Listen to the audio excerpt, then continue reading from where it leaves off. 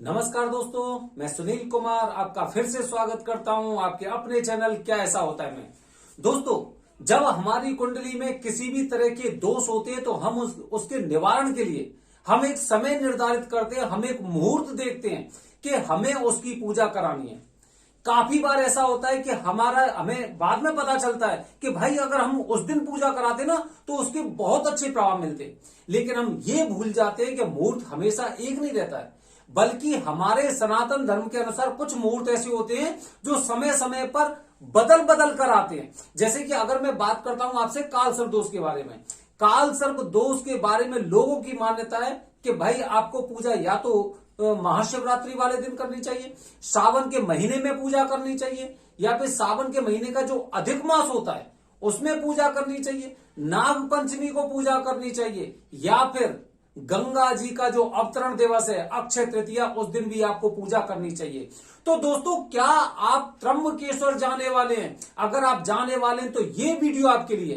काफी बार लोगों को बहुत बाद में पता चलता है, क्योंकि पहले इंसान इतना कहते ना वो एक अंधा बना रहता है, वो हर प्रकार से हर चीज के समाधान वो स्वयं निकालना चाहता है, ढूंढना चाहता है, उनका सॉल्यूशन चाहता है। वो खुद ही ये सोचता है कि मैं इस कार्य को कर सकता हूं, लेकिन जब काफी मेहनत के बाद, जद्दोजहद के बाद, जब हमारी जिंदगी धीरे धीरे करके एक दूसरे पड़ाव पर पहुंचती है, तब हम सोचते हैं कि कहीं ना कुछ तो समस्या थी।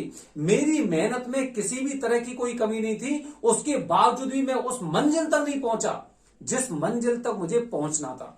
उसके पश्चात जब घर परिवार में कुछ ऐसे सुलह होती है, कुछ वार्तालाप होती हैं, उसके पश्चात वो किसी पंडित जी के पास जाते हो, पंडित जी उन्हें बताते हैं पितृदोष की पूजा आपने नहीं कराई है, या फिर आपने काल सर्प दोष की पूजा नहीं कराई है, या फिर आपकी कुंडली में इस तरह के दोष है। और जब आप उससे संबंधित कुछ वीडियो देखते हैं तो वीडियो के माध्यम से आप जानकारी पाते हैं कि ऐसा तो बिल्कुल मेरे साथ ही हो रहा है, इसकी पूजा तो मुझे बहुत पहले करा लेनी चाहिए थी। तो दोस्तों, स्थिति उस समय बहुत ज्यादा जटिल हो जाती है जब 35 साल के बाद की जो उम्र होती है ना, वो दोष धीरे धीरे करके बढ़ बढ़ के इतना गंभीर हो जाता है कि जब हम 40-45 साल के बाद उस मंजिल पे पहुंचते हैं ना तो रास्ते एकदम बंद दिखाई देते हैं। हमें ऐसा लगता है कि हम अपनी जंग खुद ही हार गए हैं, या फिर खुद हारने वाले हैं, या फिर ऐसी स्थिति में, ऐसी परिस्थितियों में, ऐसी दीवार पर बैठे हुए हैं जो दीवार कभी भी ढह सकती है, क्योंकि अब हमारे पास किसी तरह का कोई समाधान नहीं है। और दूसरी बात यह कि हमारे हौसले भी धीरे धीरे करके इस तरह से कमजोर होते जाते हैं कि वो पता नहीं कब की कब ढह जाए। तब हमें एक आशा की किरण, एक उम्मीद की किरण दिखाई देती है कि हो सकता है कि अगर हम इस तरह की पूजा कराते हैं जिस तरह से हमारे पुरोहित ने या ज्योतिषी ने बताया है कि काल सर्प दोष की पूजा कराइए या पितृदोष की पूजा कराइए, तो केवल वही एक समाधान रहता है और हमारे पास कोई ऑप्शन नहीं है। जैसे कि अगर किसी इंसान की अगर तबीयत खराब होती है तो डॉक्टर काफी बार बोल देते हैं ना कि अब दवा की नहीं दुआ की जरूरत है, तो हमें उस स्थिति पे आना पड़ता है। मतलब हमने 40-45-50 साल तक जिन चीजों को नहीं माना था, आज उन्हीं चीजों को स्वीकार करने के लिए उनमें भी हम भगवान ढूंढ रहे हैं, उनमें हम कंकड़ में शंकर ढूंढ रहे हैं, उनमें हम राम ढूंढ रहे हैं। तो दोस्तों, मैं आपके लिए वीडियो लेके आया हूं अगर आप त्र्यंबकेश्वर जाने वाले हैं, क्योंकि 22 तारीख का जो मुहूर्त है काल सर्प दोष के जो पीड़ित लोग हैं उनके लिए, या फिर जिन पर किसी पर पितृदोष है, तो 20 तारीख से 20, 21, 22 ये 3 दिन की पूजा ना आपकी किस्मत को बदल देगी। ये मेरा वादा है, ये मेरा वादा है। अगर 3 दिन की पूजा, पितृदोष की पूजा, अगर आप वरदानी पंडित जी से, जो वरदानी पंडित जी वहां के स्वयं पूजा कर रहे हैं, जो उनसे करा रहे हैं, तो ये मेरा वादा है कि आपके दिन वाकई में बदलने वाले हैं। और जो इंसान मेरी इस वीडियो को देख रहा है वो ये वाली वीडियो अपने लिए सेव करके रख ले। अगर मेरी बात में अगर उन्हें तनिक भर भी अगर कुछ गलतियां, मिस्टेक नजर आती हैं तो पूजा कराने के पश्चात आप मुझसे बात कर लेना। मैंने बताया 20, 21, 22 को आपकी पितृदोष की पूजा होगी। नारायण बलि, नागबली, भगवान गणेश जी की पुण्यवाचक वंदना, ये 3 दिन की पूजा अगर आप प्राइवेट पूजा कराते हैं, वरदानी पंडित जी स्वयं पूजा करें, और मुहूर्त मैंने आपको बता ही दिया 20 तारीख का, तो ये मान लो कि आपने जितनी गलतियां की थी वो एक अलग बात है, क्योंकि हम किसी बीमारी के उस मंजिल तक पहुंच गए हैं कि अब उसके समाधान या फिर उसका उपचार ना वो प्रभाव हमें धीरे धीरे दिखाई देता है, लेकिन फिर भी आपको असर अवश्य दिखाई देगा, ये मेरा वादा है। तो दोस्तों, जब भी आप त्र्यंबकेश्वर जाने वाले हैं अक्षय तृतीया जैसे खास मुहूर्त पर या उसके आसपास में, तो आपको कुछ जानकारी याद होनी चाहिए। या फिर जब भी आप त्र्यंबकेश्वर जाएं किसी भी दोष के निवारण के लिए, तो मैं आपको कुछ जानकारी दे रहा हूं। उन जानकारी अगर आप उनका अनुसरण करेंगे तो ये मेरा दावा है, आपकी पूजा ना व्यर्थ नहीं जाएगी, आपकी यात्रा व्यर्थ नहीं जाएगी, बल्कि उसके न जाने कितने गुना आपको फल भी मिलेंगे।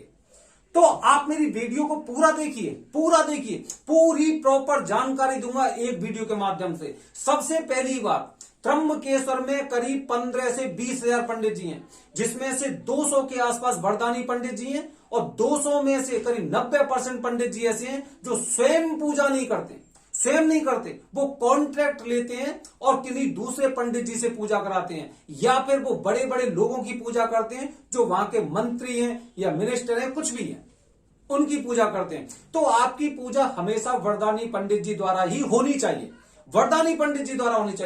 जब भी आप त्र्यंबकेश्वर जाने वाले तो सबसे पहले आपके पास मुहूर्त होना चाहिए।